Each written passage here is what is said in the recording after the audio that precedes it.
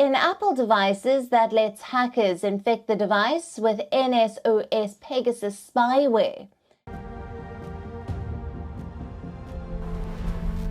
With the click of a button, you can bring down nations to their knees very rapidly if you so desire and if you're willing to take the risks, because every system can be hacked. दोस्तों जरा अपने smartphone के बारे में सोचिए, एक छोटा सा डिवाइस लेकिन असल में देखें तो आपका एक डुप्लीकेट, आपके माइंड का एक एक्सटेंशन। आप क्या सोचते हैं, क्या नोट्स लेते हैं, क्या फोटोज आपके पास हैं, वैसे ही जैसे हमारे माइंड में मेमोरी स्टोर की जाती, हमारे मोस्ट प्राइवेट और इंटीमेट चैट्स, गपशप, ये सब हमारे फ़ोन में होता है। ये फ़ोन हर समय हमारे साथ रहता है, हमारी लोकेशन की ट्रैकिंग करता रहता है। कोई नहीं चाहेगा दोस्तों कि उसका फ़ोन किसी और के पास हो या कोई उसके फ़ोन को लेकर पूरी तरह से उसके फ़ोन को एक्सेस करे, उसके पिक्चर्स देखे, मैसेजेस देखे, उसके प्राइवेट कॉन्वर्सेशंस को रीड करे। आपके फ़ोन में एक माइक और कैमरा भी होता है दोस्तों। ये कैमरा ऑन करके आपकी बातें सुने, आपके आसपास हो रही बातें सुने। लेकिन ये सब हो सकता है दोस्तों, ये हो सकता है अगर आपके फ़ोन में एक स्पाइंग सॉफ्टवेयर डाल दिया जाए। पेगासस यही वो सॉफ्टवेयर है जिसने दुनिया भर के लोगों की नींद उड़ा दी है। अगर आप एक्टिविस्ट हैं, पॉलिटिशियन हैं, जर्नलिस्ट हैं, तब तो ये बात बहुत ही सीरियस है दोस्तों। Pegasus spyware drama is back in the spotlight. Pegasus can do things on your phone that you can't even do. Pegasus एक state of the art military cyber surveillance software है जिसको इजराइल की एक company NSO ने बनाया है। ये पूरी कंपनी एक इकोसिस्टम में डेवलप हुई है, इजराइल का state sponsored surveillance of the Palestinians. ये एक किस्म का साइबर कोलोनियलिज्म है दोस्तों, जहाँ से ये कंपनी और इसका सॉफ्टवेयर उभर कर आते हैं। ऐसे सॉफ्टवेयर और ऐसा सर्विलेंस दुनिया भर में अथॉरिटेरियनिज्म और डिक्टेटरशिप को प्रमोट करने वाला है। ये इतनी इवॉल्व टेक्नोलॉजी है कि आपके फ़ोन को हैक करने के लिए कोई लिंक आएगी और वो लिंक आप क्लिक करेंगे, इसकी भी ज़रूरत नहीं है। बस एक मिस कॉल आएगा और वायरस आपके फ़ोन में इंस्टॉल हो जाएगा।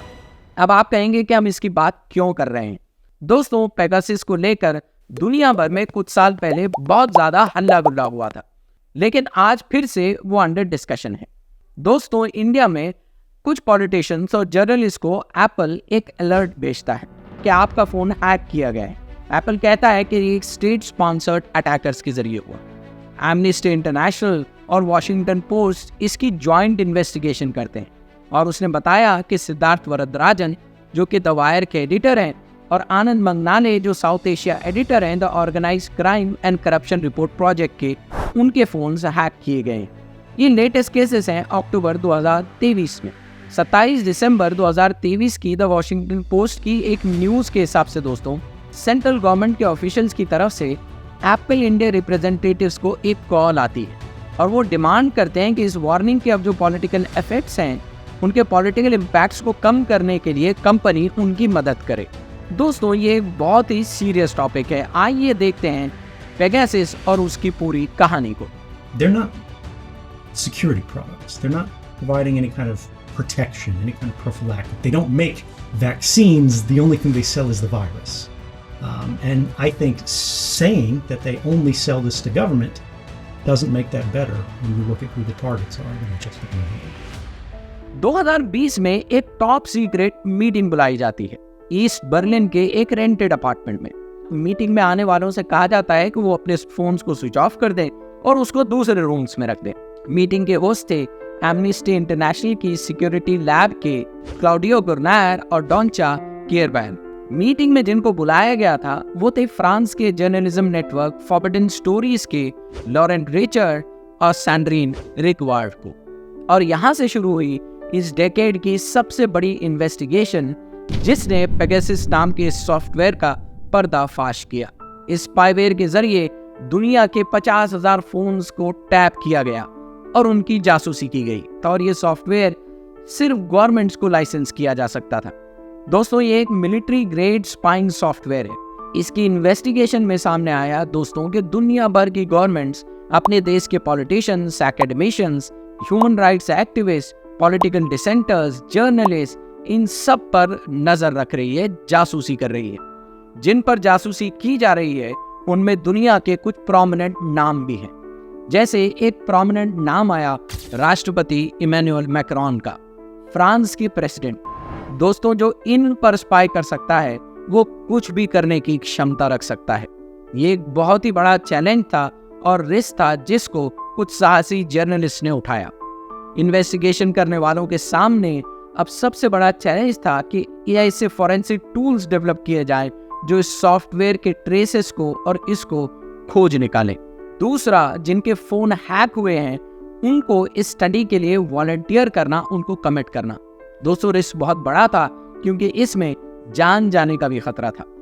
और तीसरा और सबसे इम्पोर्टेंट काम था इसको एक टॉप सीक्रेट रखना। जो लोग इस प्रोजेक्ट पर काम कर रहे थे उनके बीच कम्युनिकेशन के लिए एक सिक्योर और इनक्रिप्टेड मेथड डेवलप किया गया।